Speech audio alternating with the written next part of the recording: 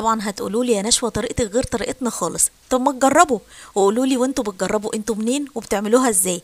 انا عارفه ومتاكده ان كل بلد لينا او كل حد فينا ليه طريقه مختلفه، بس انا بقول لكم على طريقتي النهارده ومستنيه اعرف انتوا كمان طريقتكم ازاي، يمكن تطلع احلى من طريقتي النهارده.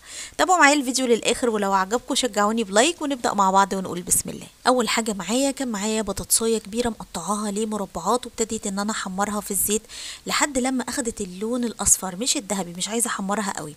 معايا كمان عيش، رغيف عيش من العيش الابيض الشامي مقطعه برضه قطع صغيره، وحمرت العيش. وهنا علشان انا كسوله شويه فعملت ايه، جبت نص كوبايه من المكرونه لسان العصفور وحمرتها في الزيت. وطبعا ما تعملوش زي ما انا عملت، طبعا هنا كميه الزيت لازم كانت تبقى اقل من كده بكتير، فاضطريت ان انا اصفيها بالمصفى لان هي مش هتطلع بالشبكه دي. انا ما عملتش كده مش كسل ولا حاجه، بس عشان انا ايه قلت الزيت بالمره سخن بقى ايه، ولسه هفضي حبه صغيرين، فايه احمر المكرونه الشعريه بالمره في الكميه دي كلها.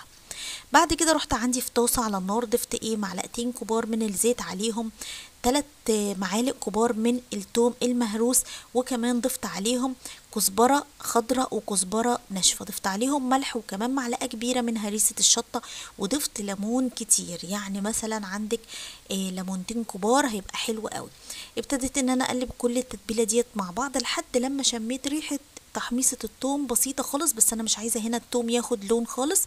وبعدين ضفت عليه كمية البطاطس اللي احنا حمرناها في بداية الفيديو، قلبتهم تقلبتين، وهي كده اول وصفة معانا خلصت وبقت تمام. دي البطاطس المشطشطة، حاجة كده رائعة يا جماعة، حلوة جدا جدا. نروح على الوصفة الأساسية بتاعتنا بقى. معايا حلة عندي على النار، ضفت معلقة كبيرة من الزبدة او السمنة، ويا ريت هنا لو كمان زبدة سمنة بلدي بتبقى حلوة قوي.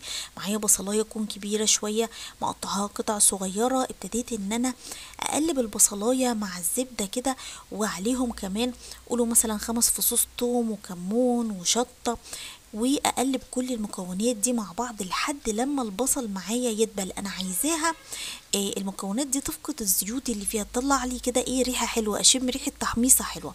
ضفت عليهم طماطمايه وبطاطسايه صغيره، كمان ضفنا جزرايه تكون كبيره شويه، وابتديت ان انا اقلب كل الخضروات ديت مع بعض علشان ياخدوا كده ايه تشويحه حلوه كده.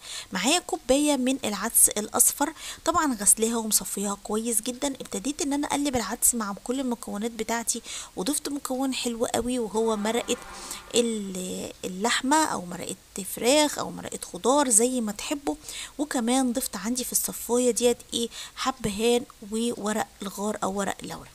ضفت عليهم كمان 3 كوبايات كبار من المية السخنة جدا، وهسيبهم على النار لحد لما الجزراية تستوي. لازم هنا الجزر يستوي لان هو اكتر حاجة ممكن تاخد تسوية معانا. دي طريقتي للعدس، شوربة العدس. انا معرفش انتوا بقى طريقتكم بتعملوها ازاي. لو انتوا طريقتكم مختلفة انزلوا دلوقتي حالا في الكومنتات اكتبوا لي طريقتكم. وكمان انا لسه هضيف هنا مكون تاني، معرفش انتوا بتضيفوه ولا لا. هنبتدي ان احنا نضرب كل المكونات ديت بالهاند بلندر او في الخلاط زي ما تحبوا لحد لما تنعم معانا وتبقى معانا بالسمك ده. انا بعملها تبقى تقيلة شوية ما بتبقاش خفيفة. جبت كمان اللسان العصفور اللي احنا حمرناه في بداية الفيديو وضفته مع شوربة العدس. انا عارفة ان في ناس كتير ما بتضيفش لسان عصفور، ممكن يبقى في ناس بتضيف وناس ما بتضيفش، مش عارفة بقى انتوا بتضيفوا ولا لا. وهقلبهم تقلبتين وهدي عليهم النار خالص. وطبعا انتوا عارفين لسان العصفور ما بياخدش وقت في التسوية.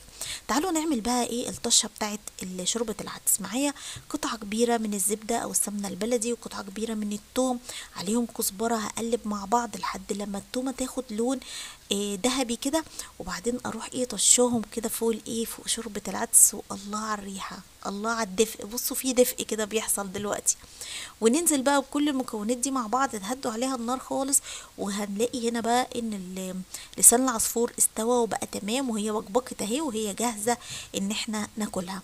انا بلاحظ يعني ان انا لما بضيف المكرونه لسان العصفور مع العيش المحمص لشوربه العدس ونص ليمونه كده، بتديها مذاق اعلى وبتديها كده، معرفش، بحس ان انا بشبع اكتر، معرفش ده احساس داخلي.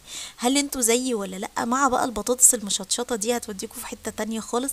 انا كده خلصت فيديو النهارده، لو عجبكم وشايفين ان انتوا استفدتوا دعموني بلايك كتير وشير كتير، منشنوا اصدقائكم، ودايما بستنى كومنتاتكم الحلوه اللي زيكم. بحبكم جدا جدا، اشوفكم بكره ان شاء الله في وصفه جديده مع مطبخ نشوى، والسلام عليكم ورحمه الله وبركاته.